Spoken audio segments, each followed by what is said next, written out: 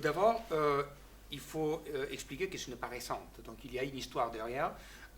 Il est pratiquement, disons, construit sur la faiblesse de l'État espagnol.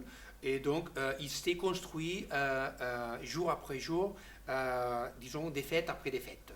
Donc c'est vrai que pendant beaucoup d'années, la plus grande majorité, les corps les plus importants de la Catalogne étaient plutôt fédéralistes. Mais tout d'un coup, et ça c'est vrai, la défaite de ce projet fédéraliste espagnol, et ça a été concrétisé avec l'arrêt de la Cour constitutionnelle de l'année 2010, a provoqué que beaucoup de gens, la très grande majorité des gens qui sont aujourd'hui indépendantistes, ont bougé de l'approche fédéraliste à l'approche indépendantiste. Et ça c'est, disons, une goutte, la goutte qui a fait verser le verre. C'est-à-dire, ce n'est pas une chose qui est apparue tout d'un coup, c'est l'accumulation disons, d'efforts, des preuves et d'erreurs, des preuves et des défaites qui ont échoué finalement, qui ont provoqué, qui ont terminé finalement avec la perception de beaucoup de gens pour croire que l'indépendance était la seule possibilité réelle de construire quelque chose de différent. S'il faudrait résumer en un terme, disons, la nécessité, il faudrait parler de la souveraineté. Donc la demande est d'être souverain dans des aspects, collectivement, dans des aspects qui affectent toujours ta vie quotidienne, c'est-à-dire la langue, la culture, les compétences, la gestion des affaires économiques, la présence internationale, tout ce qui a à voir avec la prise de décision.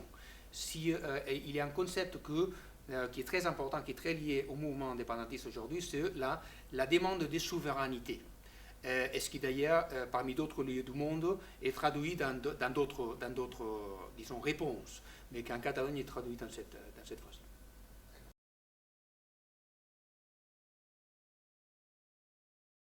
Évidemment, si on avait un rapport favorable, on ne serait pas dans cette démarche. On est dans un débat et on est dans une demande, on est dans une bataille démocratique parce que les institutions gouvernementales et judiciaires espagnoles ne fonctionnent pas dans un cadre de respect des séparations des pouvoirs et ne comprennent pas la réalité plurielle qui est, disons, l'État espagnol.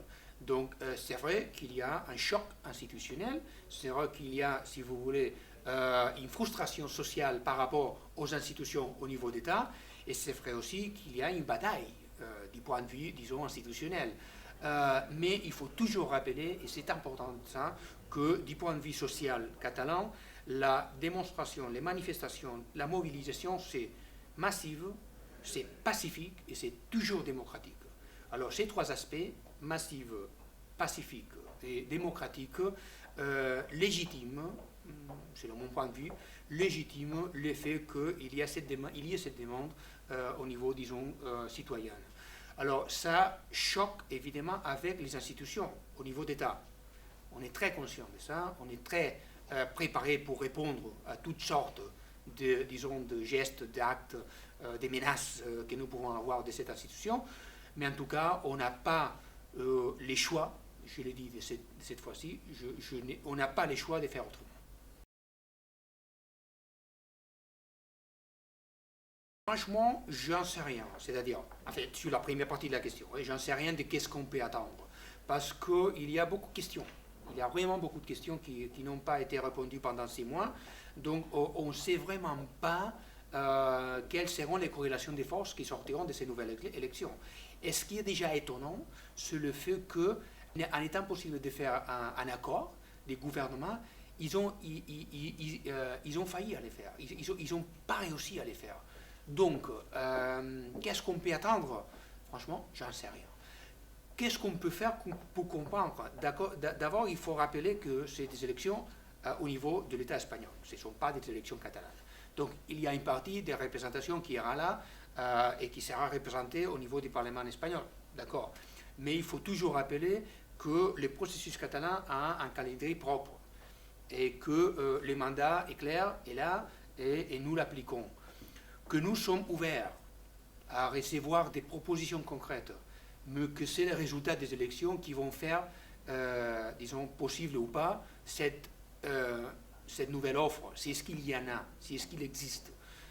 Et de ce point de vue, notre projet, les projets lesquels nous sommes censés faire, c'est-à-dire les projets du gouvernement catalan, est clair, est marqué, est légitime, démocrate et, j'insiste, est pacifique.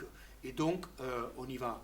Si pendant ces mois, il y a un changement d'attitude du parti du gouvernement espagnol, où il y a une autre majorité au niveau espagnol qui peut faire, disons, changer cette situation de manque de dialogue, on verra et on en parlera.